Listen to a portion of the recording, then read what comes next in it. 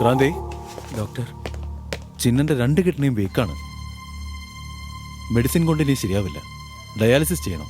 ഹോസ്പിറ്റലിൽ വെച്ച് തന്നെ ട്രീറ്റ്മെന്റ് ചെയ്യണം. 10 ലക്ഷം രൂപയെങ്കിലും ചെലവാകും ക്രാന്തി. വൈകുന്നേരത്തിനുള്ളിൽ ക്യാഷ് എത്തിക്കാൻ ഡോക്ടർ. ശരി. അണ്ണാ, ഈ ഡോളർ എന്തിനാ ഇവിടെ വെച്ചിരിക്കുന്നേ? ഇതും ഡ്യൂപ്ലിക്കേറ്റ് അടിക്കാനാണോ? PR-ന് ദേശഭക്തി കൂടുതലാ. അമ്മോ, ദാ വരുന്നോ വിരളി. അകത്ത് ഡിസ്കഷൻ നടക്കുക, പോകാൻ പറ്റില്ല. എന്താണ് തള്ളിക്കയറി വരുന്നത്? ഇവിടെ ഒരു ഇമ്പോർട്ടന്റ് ഡിസ്കഷൻ നടക്കല്ലേ? എനിക്ക് ശേഷമായി ഇവിടെ സംസാരിക്കേണ്ടത്. ഭായ്, എന്റെ ചിന്ന ഹോസ്പിറ്റലിലാ. Kidney problem. അർജന്റായിട്ട് ഒരു 10 ലക്ഷം വേണം. എന്റെ മുത്തശ്ശിയും സുഖലായിരിക്കുക. ഞാൻ സീനിയറായിട്ട് ഞാൻ ചോദിച്ചോ? ഹേയ്, ഇതെന്താ ഗവൺമെന്റ് ഓഫീസാണെന്ന് കരുതിയടാ? ഹെൽത്ത് ഇൻഷുറൻസോ ഫണ്ടോ തരാനായിട്ട്? അത്യാവശ്യമാണ് ഭായ്.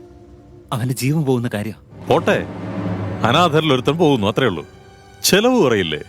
നിന്റെ മോനാണെങ്കിൽ നീ ഇങ്ങനെ പറയോ? ആരോടാ നീ സംസാരിക്കുന്നത്? അതല്ല, അവിടെ ഹോങ്കോങ്ങിൽ വെച്ച് PR-ണം തലേക്കെറ്റല്ലേ വെച്ചിരുന്നത്. അതുകൊണ്ട് നമ്മളെയല്ല ഇവൻ വിഡ്ഢികളായിട്ടാ കാണുന്നത്. അവിടാണ് എന്നെ ചേറി ചോദിച്ചു ഇവിടെ പണം ചോദിക്കുന്നു. ഭായ്, ക്യാഷ് തരുമോ ഇല്ലയോ? എന്താടാ ഭീഷണിപ്പെടുത്താ? നീ ഇല്ലെങ്കിൽ എന്താ ഗ്യാങ് നടത്താൻ പറ്റില്ലെന്നാ? ക്രാന്തിയില്ലാതെ ഈ ഗ്യാങ് നടക്കുന്നുണ്ടെങ്കിൽ ഇനി ഗ്യാങ് ഇല്ലാതെ ഈ ക്രാന്തി നടക്കാൻ തുടങ്ങൂടാ. എനിക്ക് പണം വേണം.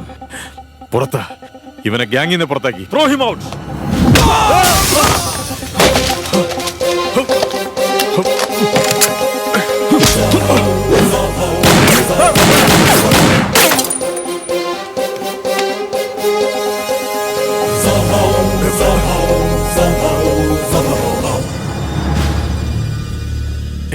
റിസ്ക് ഞങ്ങളുടെ, ബ്ലഡ് ഞങ്ങളുടെ, അധ്വാനം ഞങ്ങളുടെ.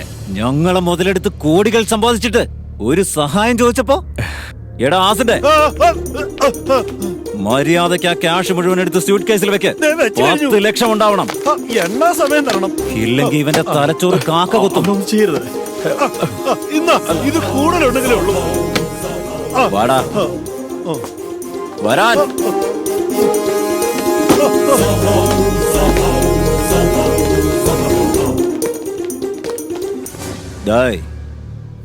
ഈ അവസ്ഥ നിങ്ങൾക്ക് ആർക്കെങ്കിലും നാളെ ഉണ്ടാവും. അതുകൊണ്ട് ഇന്ന് മുതൽ ക്രാന്തി ഒരു സെപ്പറേറ്റ് ഗ്യാങ്. ഇഷ്ടമുള്ളവർക്ക് കൂടെ നിൽക്കാം. ഇത് PR-നെ അറിഞ്ഞോ?